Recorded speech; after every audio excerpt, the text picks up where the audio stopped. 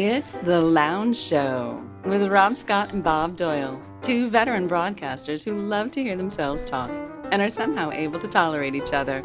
Let's see if you can tolerate them as well. Here's Rob and Bob. Okay. No, that's the Bob Doyle Show theme. That's what I meant to do. I forgot to change the sound effect. You know, it's like, it's almost like I was like, okay, what's the screw up I'm going to do this week? And I'm running out of them. What can I do? Oh, wait, I know. I'll play the Bob Doyle Show theme instead of the lounge, instead of applause, and I won't be ready for any of it. That's the shtick for this week. And on a Pavlovian level, every time I hear the Bob Doyle Show theme, I see the dancing girls and the whole shebang. I miss them. They have not been around in like a year, probably. Oh, really? I didn't know this. It sure does. Hey, wait a minute. I think people have joined us in the middle of a conversation. They don't know who we are, what this is. No way. Yeah, so I think we should tell them that this is The Lounge Show, ladies and gentlemen. And I clapped over the drop from Rob with Billy Joel. It's 9 o'clock on a Saturday. There you go. There you go at the same time, ladies and gentlemen. That's right. So we're here. Oh, go. We should do a show together. No, you go ahead. I need to find something anyway. There it is. It's the Lounge Show. We're here every Saturday at 9 o'clock. It's 9 o'clock on a Saturday. And that would be, of course, Eastern, and Bob is in the Pacific time zone. So do the math. There's no song for that. There's no song for that. There's no song for that. So I want to. Go ahead. No. Let's just do that for 25 minutes. For that. Okay, there's no song it's for that. 9 o'clock on But there is one for the East Coast because we're cool. And so Bob and I are here every Saturday at 9, and I am watching the tote board. I'll see comments if they come up. Awesome. Well, you'll notice, yes, I wanted to call attention to that comment for a few reasons. Okay. You'll notice that he even says he's watching from YouTube. Now, you, Rob Scott, may not even know, care, totally indifferent. But the entire time we've been doing the show, we have not been on YouTube. We have only been on Facebook. But today marks the premiere of us being on YouTube at the same time. Wow, look at that. On our very own channel, which has been in existence. How long? At least 7 years. What? Because what is on there now is The Return of the Lounge, Part 2 of 3, made with Schrreeeet, one of the many, one of the several. We would just send it out there. It wasn't live. We would upload it. Now here we are talking about what we did before. So this was a reboot. You just got to be okay. And it was audio only, and we were doing it on Schrreeeet. So we called it a day. All right. So we had a few of those, and I had it set up so that the Schrreeeet episodes would automatically go up to this YouTube channel, which had 0 subscribers today, even after 7 years, because of course we've told no one about it. But today, my friends, no marketing. But you will see there on the page, where it says the Lounge Show, 1 subscriber, ladies and gentlemen. That is going to be Jason. Way to go, Jason. And I noticed that we have our given names on there. Whoever did that, the Herb Cataan and Barry Schrreeeet. I love the Barry Schrreeeet spelled with 4 E's. That's always nice. So and Herb Cataan and Barry Schrreeeet. I actually. No wonder no one goes. Yeah, I actually wasn't. I wasn't going to tell them that was our real name. I was going to let them think there was 2 other people. But I do like Life's a Bit that's up there. That is awesome. I have that art on my phone. Sometimes that's my lock screen picture. I love that picture of Life's a Bit. The Life's a Bit, right. Oh, yeah, man. That's awesome. In fact, I brought that up to someone the other day at work, and they thought that was the coolest phrase. And I'm thinking, oh, my gosh, how long is... When did you and I come up with Life's a Bit? But it is a subset of the population of people who really understand the word bit the way we're talking about. I'm not saying we're better, but we are than other people. Just saying. Actually, he said that's such a radio thing, and I said, yeah, but bits can also be in comedy sketches. You'll hear, like Saturday Night Live, people say we did a bit or whatever. Stand-up comics will say that, but yes, it is very radio. And Bob created that art. We're speaking of you creating things here. I'm going to now I can do the screen share this week. Excellent. And that is the lounge show on a New Year's Eve. Bob and I were live, and my friend Jim is holding his cell phone. And we are and I think there's 2 viewers. So Jim would be one holding the cell phone, and you and I were feeding it back to ourselves. We were the second viewer there. Okay, so yes, that is. Is that in the garage studio? That is no. That's you're right. That's okay. So hold on, I'm trying to piece this together because it's a small picture. I'll love to see if I can make the picture bigger. Okay, let me try to see if I can make it a little bigger. Anyway, how about that? Is that better for you? Yes, that's better. So that's me in the black shirt on the left and Rob on the right. Or whatever. Correct. And and the lounge light is there, and you will see that same lounge light if you look in the background of where Rob is when he goes back to his picture. Oh, yeah, I can come back, I guess, right? Yeah, I have the lounge. There it is. There it is, ladies and gentlemen. Boy, we need some oohs and ahs sound effects, because I can just feel the gasps from here. I probably could find them. I could probably find oohs and ahs, whatever, but it would take a second. But yeah, I found that the other day, that picture, and I said I want to bring it up on the when we do the lounge, because that was a lounge that Bob had rigged up something. We can stream live. People can watch us live. They're going to be getting it right when we do it. I believe that was I think it was Ustream was the name of that service. I did a few live streams with that. Okay, I think that's what that was. So yes, anyway, we did. So what else did we stream? What did we do? Were we singing? Were we doing ukulele? Were we just? Yeah, we did. We had a couple of chairs in the picture, as you saw. It was just the 2 of us on these high bar stool type chairs, and the guitar came out. The uke came out. I think we did a couple of tunes. I'm sure we had a few libations. It was New Year's Eve. Wow. And we were just shooting the breeze, and Jim, for whatever reason, I told him at work, and then he took a picture of himself holding the phone with our live stream. There were 2 viewers. One was Jim doing that, and the other was you and I. I wonder if that exists. If what exists? That show? That video, yeah. Oh, I have no idea. That's all your work. You do that stuff. I know, and that was so long ago. And because that platform is in there. Tracy's mom is in the house, Tracy's mom is in the house, She's in the house, she's in the house, she's in the house, she's in the house. Yeah, Tracy's mom is in the house. And he doesn't like music. I hate them. They absolutely get on my last nerve. On your last nerve. So anyway, I thought that was a cool picture, and I got another picture. Because last week I had a couple, and actually I have 2. So here's my next one I want to show you. You'll know these people. You'll know these 2 people there. Yes. And they bumped into each other at the grocery store. My sister and John Ryder. This picture was taken about 2 weeks ago. John. Yeah. John Ryder and Pam. And they just shot the breeze for a while at a Waukesha, Wisconsin grocery store, doing their shopping, getting their groceries, and then they doing did a people selfie. Stuff. Yeah, and they did a selfie, and then they sent it to me, and I thought I'll share that with Bob. You know both those people. I do, and I'm realizing that nobody else does.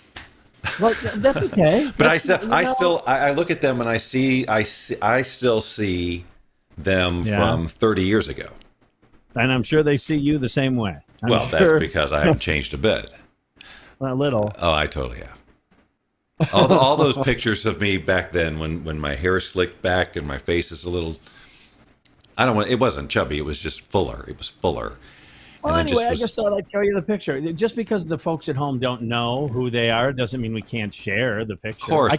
Everything we talk about is basically inside. This is all right, here's one. I'll do this one for you because you've heard me talk about Brett Marney, and I'm going to just save this and use this to send to people on their birthday. But his wife gets his sense of humor, and he hit it. So this is the cake that she got him. And I think that's outstanding, is that she gets his sense of humor, because he kept saying that that whole day, and he didn't know that was there till when he got home that night, and he kept going, I've outlived Jesus. I've outlived Jesus. And then some of the heavy hitters would say, no, you haven't. He's still alive. And I went, we don't want to go down that road. It's a cute line. I've outlived Jesus. And then she got him a cake that says you outlived Jesus. So he truly got to eat those words. Oh, well played, Bob. Yes, he did. So I just thought that was kind of a cute. I'm just doing some sharing of photographs with you today. Yeah, Bob, that's good because I got 0 today. My day was this is geek time, but this is unfortunately this is how I spend my time. So if I'm going to tell you what I'm up to, I gotta, so there's a program or there's a service out there called Shadow PC. There are others like it, and basically it allows you to have your own high-powered computer, but you don't have to buy it here. You basically are renting it, and you can access it through sort of any terminal, your phone, your existing computer, or even in our case, the Oculus Quest. So, there are certain games that run on VR on the PC that are much higher quality that the Quest natively won't run, but I can run them from the PC. I think we were talking about this recently. I can run oh yes, of course we were, because I am trying to get you to buy a Quest. So you can play these really high-end PC games and stream them from the PC to your Quest, which is great. But what if you don't have a PC? Well, this allows you to basically rent a high-end PC, and so you just log onto that PC, and it's like you're right there. So think of it like a VPN or whatever. You're right there on that PC. You can load whatever programs you want. You've got 256 gigs of space. So I can download Steam and Steam VR and all the stuff I need, plus VR chat and all that. And then that way, Tracy can, and then from within the Quest, there's a little app that just launches her right into it. So basically now she is accessing this PC somewhere else in the cloud that has better specs than the PC that I'm using up here. Okay. And now we can both interact in the higher quality worlds on VR chat, for example, and play things that we couldn't play before. But basically it's about VR chat. You didn't have enough oomph in the computer in your home. Well, no, my computer's fine, but Tracy's on the Quest, and so how are we going to play together? So it's mostly about VR, this world stuff back here, because there are some worlds that aren't even available for the Quest because they're so high-end and highly detailed and functional, and they look like a freaking video game, and the Quest just doesn't handle those. And avatars too, certain avatars that do amazing things or really high detail. But now we can do it because now she's just. What do they get for that? How much does that cost? It's $30 a month. $30 a month for depending on how much you use. It's kind of like, I guess you can kind of think about it like leasing a car or whatever. You can go buy the car, and then it's going to wear out, and then you buy a new one, or you can lease and you just keep trading in, right, for the money. Sure. And it's kind of like that because they're just always going to upgrade this PC. Yeah, they'll have the best juice up, obviously, for you. They're going to keep the RAM updated, the processing power, blah, blah, blah. Right, and Tracy's also been having some issues with her Mac, just kind of slowing down, but she does a lot of her stuff is all web-based. She just needs basically a faster computer. So she can use this same computer that we're going to use our games on, from her computer, and have all that power and all that other stuff. So it's just cool technology. I just got it set up. Basically, her computer is an interface. Yes. It talks to the other computer, and the other computer does the heavy lifting. That's right. It's basically a monitor that you're streaming to. Right. And and if you're in VR, it knows your controllers. It's just it's magic. I cannot fathom. It's magic. I cannot fathom how they do that. How does it get from somewhere else all the way across the internet to me, and then wirelessly from my router to my Quest with no perceivable lag? I can play a shooting game with somebody. I can play, freaking ping pong, it's got to be precise. And how they do that is freaking beyond me, but I'm glad they can do it. It's magic. Yes, that was a conversation you might hear in the future. Of course, all those things are fantasy today. And then we go through the gift shop. That sounded like a Disney voiceover. That's right. You just enjoyed the home of future living. Yeah. Now is the time. Now is the best time. The RCA Home of Future Living, I think it was back then. Yeah, and there's the dog's tail wagging, and all the animatronics. Hey, one day a microwave. That's right. Mom is ironing Dad's clothes.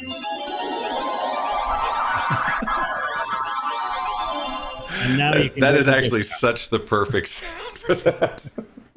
Now you get to go to the gift shop. Daddy, I want that. You don't need that. I want the mannequin of the mom.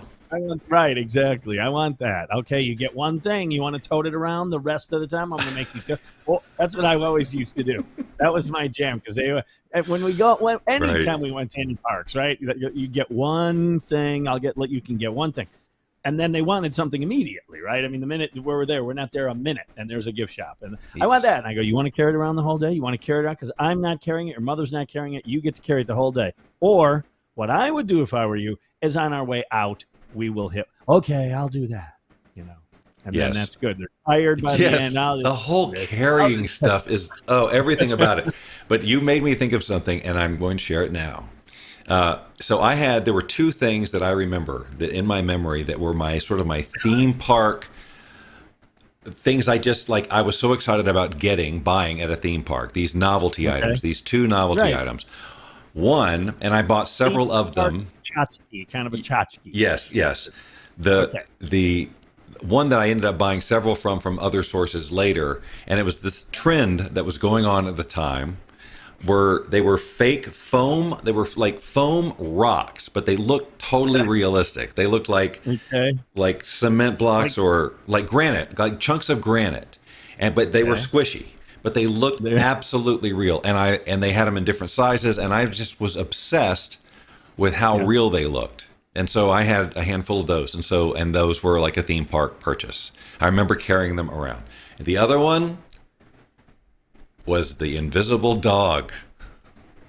Oh, with the leash. Yes. And the thing. You walked. Yes. The first time I saw that, and I'm sure it was Disney or one of those types of places, I went, whoa, cool. I thought that was really cool. And it looked fun. It just did. It would bounce a little because it was on the long metal. Yes. And you could work it. Once you got the feel, you could work it. And people who knew what they were doing really did a good number on it, man. Yes. They were walking that dog. And I'm a 10-year-old at Disney. First of all your senses are just going ape crap. Yes. You just can't get over Disney. Disney. And then the guy goes by with the invisible dog. And then you want one. So did you get one, or did you? Oh yes. Did you actually? Yeah. You did. I did have an invisible dog for a while. Or around the neighborhood? Did you entertain, or did you was it a home? I have no real memories of anything but having it. But I must have at least once walked down the street with it. I mean, otherwise, why? I mean, I must. And as a kid, there's definitely a phase of my adulthood where I would not do that.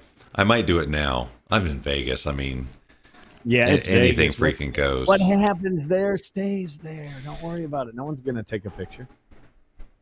But no, I remember those, and there was just a loop at the end, and it was like supposedly the collar went around the dog. And yes. People were walking those invisible dogs all over the place. Fake vomit. Fake vomit, which I know now is old hat. No. Not fake vomit. Not fake vomit. Not fake vomit. Okay. And I'd forgotten because this was right up there with those others. The fake spilled Coke can. Yeah, that was a good one. Right. Again, they had the carbonation down. And then it was on a desk. We brought those to school. Because we would put that on your desk, or you'd put it on the teacher's desk. You put it on the teacher's desk. It was kind of like Christmas Story, where they all had the fake teeth. Right. Good morning. The field. Right. She turns on, just puts her hand up. Yeah, I would do the fake Coke. The fake Coke was a good one. And it did have carbonation. You're right. And the color, with a good caramel color, it looked like it spilled on your desk, man. I would. Today, I would get those things. I need to replenish myself. I'm sure of those three categories, the dog leash. The dog leash, I'm sure you can find. I'm sure all of them are out there. I'm sure you can. You start typing away on that. The foam granite. Somebody, I don't know about the foam granite. That's that's part of it. But yes, the fake. I need a viewer to do some real time because Skippy is passed out. He's just. Pathetic. He's worthless. He is. He is worthless. Skippy's worthless. He just isn't doing. He's 48 now. I mean, this should not be what is happening. He's Tracy's age. He's Tracy's age. He's older than Jesus, is what you're saying. He outlived him. He outlived Jesus. But no, I do want to know. You want to know what? I want to know if we can buy those things. It's the fake spilled Coke. Yeah, that was a good one. Or just soft drink, whatever. Drink. I don't get it. It can be wine. Dog. Just the invisible dog, which I'm sure they've got to have that. It's your local clown emporium. Gagsaros.com. And then you want the foam, the granite, the cinder block that's actually. It's not a cinder block. It's more. It really is more like a chunk of granite from the from the quarry. You go to the quarry, you pick up and it looks so good. At least in my teenage memory. Yeah, if I saw it now, I'd be like, "Oh my god, I was fooled by that." You know what this could end up being? Fried pies. It could be a fried pie. Yes, it could be a foam pie or whatever. It is a foam pie. You could actually, I mean, that would be a drag. That sounds like a social mistake. Oh, I don't remember like that. Did you hear about the foam pie I committed at Sheila's party? Oh, man. Man, that could be a fried pie. You could actually have a fried pie going. But now that could be a fried pie. Fried pie. It could be. We both said fried pie if at the same time. If you don't enjoy... What? We said fried pie at the same time. Yes. That's where I was going. It's almost like we know one another.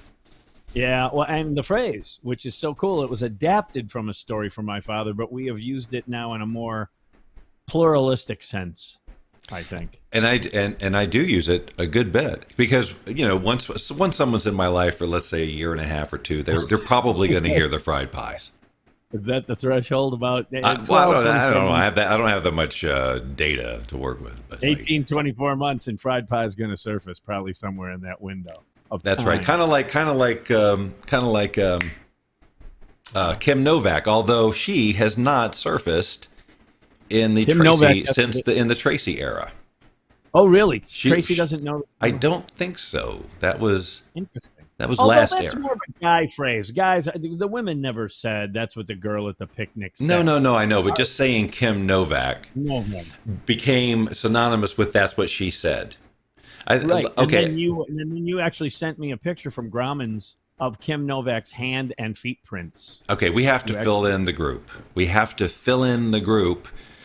On Kim Novak and not fried pies? On the whole, well, I think we've done fried pies. I think we've literally talked about fried pies on the show. If we haven't, although he's worthless. He's useless. I get Bob wound up. All right. So anyway, Kim Novak. Yeah. So obviously, that's what she said is and has been a part of our society for quite some time, and I still laugh at it. It's still a part of our everyday, and I'm sorry to say that. But years ago, it evolved from that's what she said. Years ago. Let's go back. That's right. The time machine. That's what the girl at the picnic said. That's what the girl at the picnic said because that came from somewhere. Was that a Ralph? No. I've honestly, Mark and Kevin, you and I think that was a local. That was done here. The girl at the picnic. I don't recall being part of anything in the Upper Midwest. You know, I thought that was like. I thought this whole time that was a Ralphism, a sort of a nice or Midwestern way to say that's what she said. Yeah, that's what she said. No. So, that's what the girl at the picnic said, just materialized. I want to say, I could be wrong, but we would say that often. Anytime most people would say that's what she said, we would always say that's what the girl at the picnic said. Right. And that went on for a while. And then we were going to the liquor store by my work.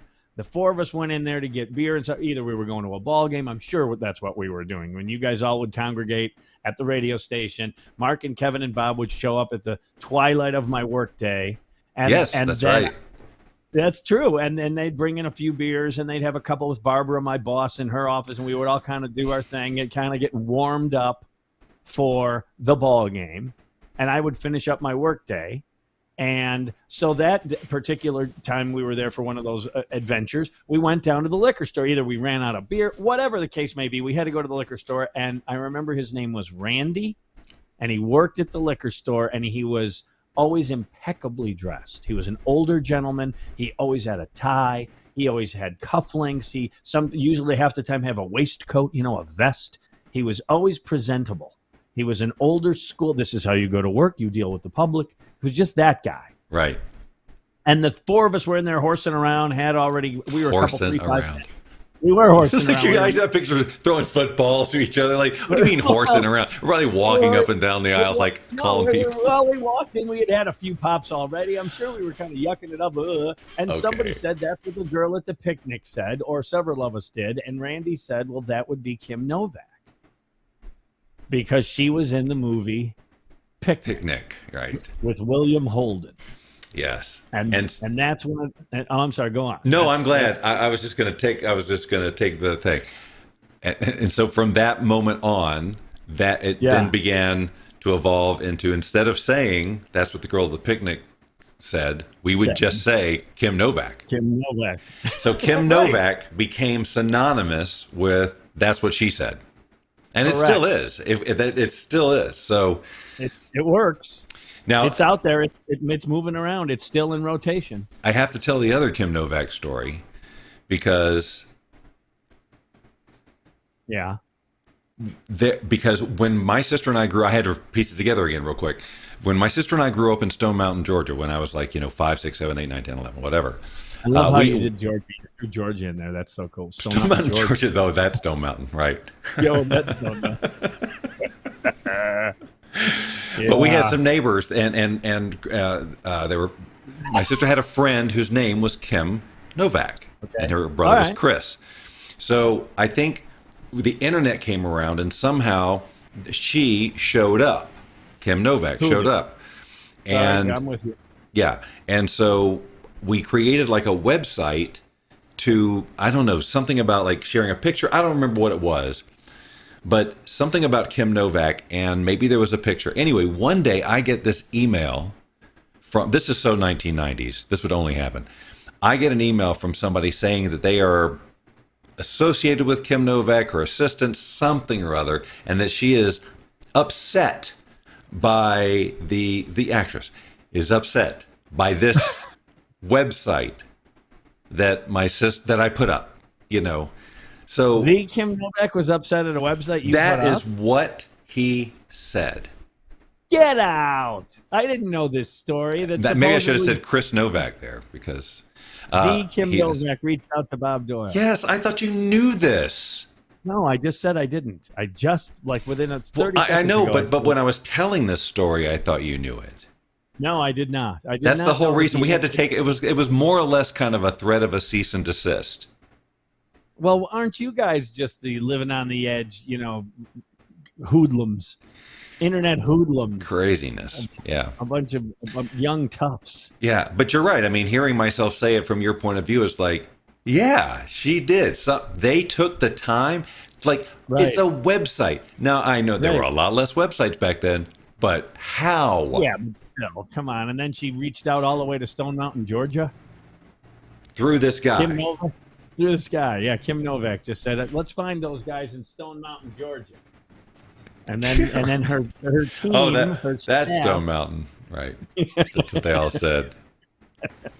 Her team, her crew, her dog washers reached out to Stone Mountain, Georgia, and rattled your cage. What, did you get a cease and desist? No, but that's what I said. I said that was kind of like their that. I felt that was what was next or something. I just took it down because I was a nervous kid. I mean, I was a kid. I was a kid. Yeah. You were still playing with the invisible dog and I had my hair slicked back and like Gordon Gekko. All that stuff. Reed is good. And with those words, Rob Scott and Bob Doyle brought the Lounge Show to another inauspicious close. Join us next week, won't you? 6 p.m. Pacific, 9 p.m. Eastern for another edition of The Lounge Show. You've been watching The Lounge Show with Rob Scott and Bob Doyle. Join us every Saturday at 6 p.m. Pacific, 9 p.m. Eastern, and tell your friends and family to do the same. After all, we'd do it for you if you had a show. Probably.